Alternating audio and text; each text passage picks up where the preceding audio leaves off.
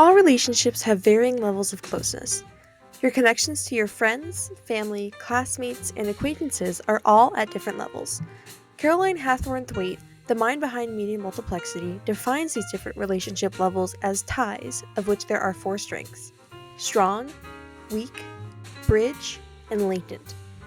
Tie strength, the degree of connection between people, is determined by amount of time spent together, emotional intensity and intimacy, and willingness to exchange resources. Strong ties are the kind you may have with close family members, a partner, or very close friends. These relationships shape our identity, but are lacking when it comes to available resources, as they often have the same ties that we do. Say, for instance, I want to publish a novel, but lack the creativity and motivation. If I ask my best friend if she knows any good ghostwriters for hire, what are the chances she knows someone that I don't? Weak ties are what you may have with classmates, distant relatives, or acquaintances. These relationships are defined as involving a small investment of time and emotional energy and are much more apt for networking. If I were to ask an acquaintance if they know of any good ghostwriters for hire, they are much more likely to know useful information that I don't. Bridge ties are a subset of weak ties. They meet the same requirements as weak ties, but also serve to bridge the gap between different clusters of strong tie groups.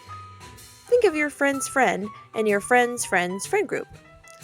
Latent ties are less actual ties, but more so the technical possibility of connection between two people who don't currently have a relationship. Think of everyone in your Instagram suggested section, or really just anyone who you haven't talked to yet. Like the guys on campus wearing the propeller hats. Unless, of course, you do know them already, in which case, please talk to me after class. I need to know what's happening there.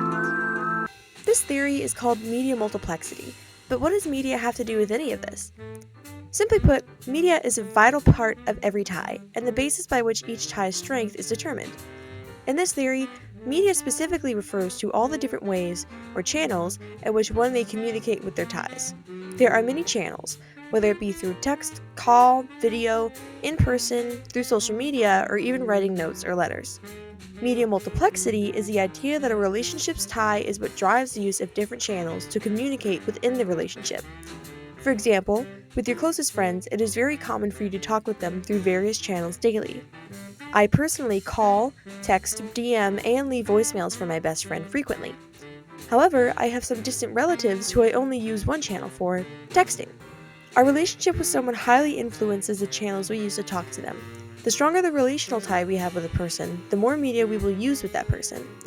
The use of channels can also have a lot of influence over weaker ties. If I tell my best friend that I'm doing a social media detox and therefore won't be able to DM her for a while, our relationship most likely won't be affected. She may be bummed that she can't send me reels as easily, but we will still freely call and text each other without things being awkward. However, if I tell an acquaintance the same, it is likely our bond will weaken greatly. As the book explains, changes to the media landscape alter strong ties only minimally, but may change the nature of weak ties considerably. Losing one channel out of 8 with a friend is nothing, but losing one channel out of 2 with an acquaintance is devastating. There are 3 central claims to Haythorthwaite's theory. Claim 1. Communication content differs by tie strength, not by medium. Regardless of what channel I am using to talk to my friend, we will most likely bring up the same topics. Whether in a ramen shop, over Instagram, or over the phone, we will feel just as comfortable having the same conversation. Claim number 2. The hierarchy of media use depends on group norms. The hierarchy of media use here refers to a guide that determines which media are used with all ties and which are reserved for strong ties. For example, in many school settings, it is often preferred to talk to all classmates through face-to-face communication or maybe a Canvas discussion board. It is also normal to save other channels, such as text or email, for closer ties. These preferences have nothing to do with any concrete rules. Any teacher could instead require students to communicate only through using letters or via Discord, and it wouldn't be wrong to do so.